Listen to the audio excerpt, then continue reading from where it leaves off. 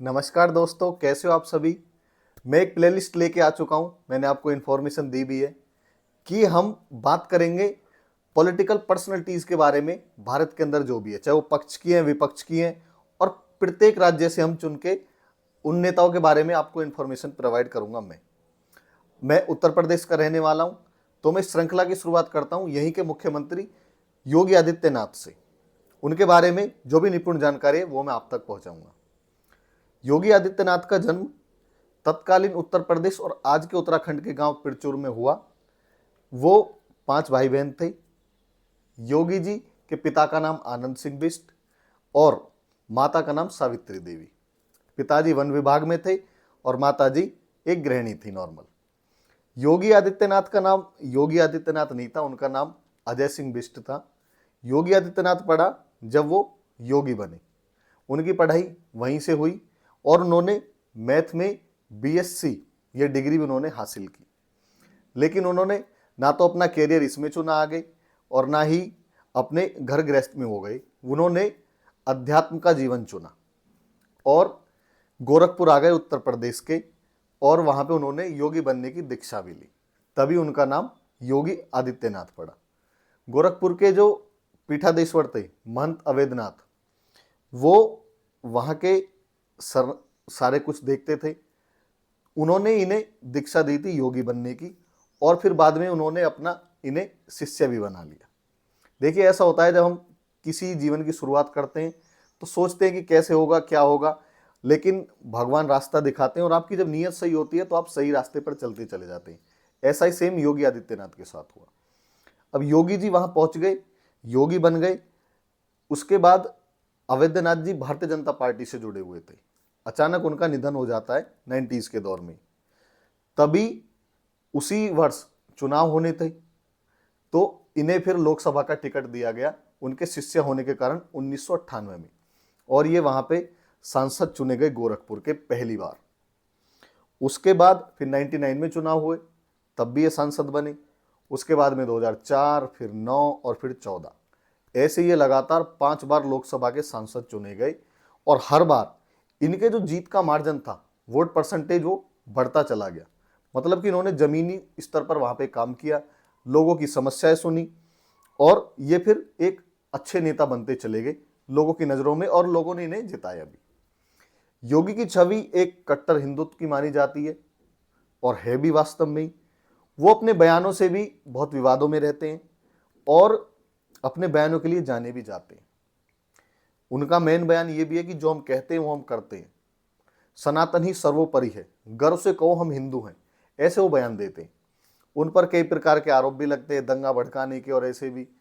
एक समय ऐसा भी आया जब वो एक अपनी छवि सुधार रहे थे और एक अच्छे नेता बनते जा रहे थे, तो उन पर आरोप ये लगा, उत्तर प्रदेश में मुलायम सिंह यादव की सरकार थी, कि आपने दंगा भड़काया है, और उन्होंने जेल तक भी जाना पड़ा उन्हें इसी आरोप में। तो आप सोच सकते हैं कि समय कैसे ऊपर नीचे भी अप डाउन हो जाता है। वो उस टाइम पे सांसद थे, तो वो संसद में रोए थे कि ये मेरे साथ में इसलिए किया जा रहा है क्योंकि मैं भगवाधारी हूँ, मैं हिंदुत्व का प्रचार करता हूँ, हिंदुत्व को बढ़ावा देता हूँ, इसलिए मुलायम सरकार मुझ पर यह आरोप मढ़ रही है। समय ऐसे ही बीतता गया। 2014 में जब वो 5वीं बार लोकसभा के सांसद चुने गए, उस टाइम पे भारतीय जनता पार्टी की देश में सरकार बनी और नरेंद्र मोदी जी प्रधानमंत्री बने थे। उसके बाद में 2017 में उत्तर प्रदेश में चुनाव हुआ और बीजेपी प्रचंड बहुमत के साथ उत्तर प्रदेश में आई 14 सालों के बाद। अब विधायकों की संख्या 300 से ज़्यादा थी, और विधायकों में से किसी को चुनना होता है ज़्यादातर। लेकिन योगी की छवि और उनका जो मतलब एक काम करने का तरीका, वो बीजेपी को पसंद आया कहीं ना कहीं, और 5 बार के सांसद उत्तर प्रदेश से चुने गए थे। तो उत्तर प्रदेश 2017 में जब जीता बीजेपी ने, तो कमान योगी आदित्यनाथ को दे दी गई। ये देखिए कहाँ से कहाँ पहुंच जाता है आदमी। ये नहीं कि मैं तारीफ कर रहा हूं योगी की, ये जो सच्चाई है, जो फैक्ट मैंने पढ़े हैं, आपने भी पढ़े हैं, कि लोग कैसे कहाँ से कहाँ पहुंच जाते हैं। योगी जी एक सामान्य घर से निकले और योगी बने। पहले अजय सिंह थे, और फिर अब एक प्रदेश की कमान उन्हें दे दी जाती है, और देश का सबसे बड़ा जनसंख्या वाला प्रदेश, 25 करोड़ के आसपास आबादी है हमारे उत्तर प्रदेश की। अब सबको ये लग रहा था कि कैसे प्रदेश चलाएंगे, ये तो मठ वाले व्यक्ति हैं, इन्हें तो कुछ पता ही नहीं है, ये तो हिंदू मुस्लिम करेंगे। लेकिन सब कुछ सही रहा, बहुत अच्छे से प्रदेश भी चलाए उन्होंने 5 साल तक, और कुछ ऐसे काम भी किए जो बहुत अलग थे, जैसे कि एंटी रोमियो स्क्वाड, महिलाओं के लिए मिशन शक्ति, और जैसे कि अपने धर्म को, कल्चर को, देखिए मैं हिंदू हूं, तो मैं ये नहीं है कि जैसे मैं अपने धर्म का प्रचार कर रहा हूं तो इसका मतलब ये नहीं है कि मैं दूसरों को नीचा दिखा रहा हूं, ये भी उन्होंने किया। और दूसरा जो उन्होंने वन डिस्ट्रिक्ट वन प्रोडक्ट, एक ये योजना लेकर आए कि हमारे जितने भी जिले उसका एक प्रोडक्ट होना चाहिए, हम इसको अंतर्राष्ट्रीय पहचान दिलाएंगे, इसने भी उनकी खूब वाहवाही लूटी। ये भी एक बहुत अच्छा कदम था। और ऐसे ही 5 साल बीते, 2022 में दोबारा चुनाव हुए। योगी जी पर कुछ आरोप भी लगे कि ये पक्षपात करते हैं, ये बहुत ज़्यादा वो करते हैं कि मुस्लिमों के साथ इनका अलग व्यवहार है, क्योंकि जो आतंकवादियों के प्रति जैसे नरेंद्र मोदी जी ने देश में कर रखी थी, ऐसे ही माफियाओं के प्रति, गुंडों के प्रति योगी जी ने देश में की, जीरो टॉलरेंस बिल्कुल। और जितने भी मतलब माफिया थे टॉप टॉप के, मेरी भी नज़रों में है, नाम नहीं लेना चाहते हम यहाँ पे किसी का, उन सबको धाराशायी कर दिया।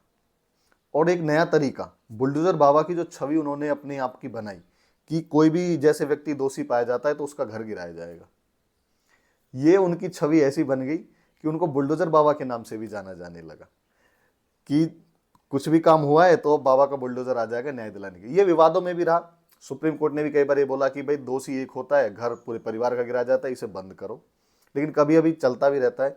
22 में दोबारा चुनाव हुए।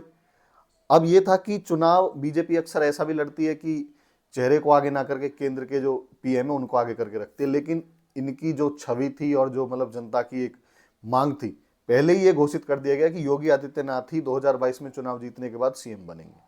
ये बहुत बड़ी बात होती है कि आपके चेहरे पर चुनाव लड़ता है आदमी, और लड़े और फिर 2022 में चुनाव जीते।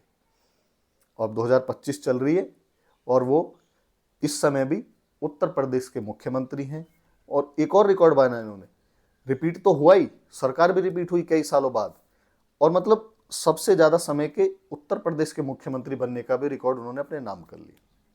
ये भी बहुत बड़ी बात है। देखिए आज उत्तर प्रदेश में, मैं खुद उत्तर प्रदेश से आता हूँ, खूब सही विकास हो रहा है, सही मायने में हाईवेज निकल रहे खूब, और एयरपोर्ट बनते जा रहे हैं। मैं तो ग्रेट नोएडा का रहने वाला हूँ, जेवर एयरपोर्ट मेरे घर से 15 किलोमीटर के आसपास है बस, और अगले महीने जब शुरू हो जाएगा तो मेरे पास घर से तो हवाई जहाज बहुत गुजरा करेंगे। देखिए कोई भी नेता तब ज़्यादा महत्वपूर्ण हो जाता है जनता के लिए जब वो उसकी बात सुने, वो उनके मुद्दे सुने, कि ऐसे नहीं बस हवा हवाई और किसी के नाम पे आप जीत रहे हो। लेकिन यदि आप जनता की समस्या समझते हो, जनता की गरीबी को समझते हो, जनता के युवाओं को समझते हो कि इन्हें क्या चाहिए, तो फिर आप एक अच्छे नेता बनते हो। योगी आदित्यनाथ की छवि ऐसी है, उन्हें बहुत कुछ बोला जाता है कि आने वाले टाइम में पीएम भी बन सकते हैं, लेकिन अभी तक मेरे हिसाब से वो सही नेता हैं। अच्छा उन्होंने संघर्ष किया, उसके हिसाब से पार्टी ने उन्हें फल भी दिया है। देखते हैं आगे क्या होता है। अब 2027 में दोबारा चुनाव होते हैं, देखते हैं उनके चेहरे पे लड़ा जाता है या उन्हें साइड किया जाता है। तो ये संपूर्ण जानकारी थी जो मैंने एकत्रित करके आपको दी योगी आदित्यनाथ के बारे में। हम फिर जल्दी ही एक और नेता के बारे में एक संपूर्ण जानकारी लेकर के आएंगे। ऐसी बात नहीं है कि पक्ष के लेके आएंगे, पक्ष का मतलब जो सत्ताधारी पार्टी है भारतीय जनता पार्टी, उनके ही नहीं, हम ज़्यादातर राज्यों से, सभी से, साउथ से भी और अपने पूर्वोत्तर से भी, हर जगह से, पश्चिम से भी नेताओं के बारे में जानकारी जरूर लेकर आएंगे। स्टोरी आपको कैसी लगी, आदित्यनाथ के बारे में आपने क्या जाना, कमेंट में ज़रूर बताना।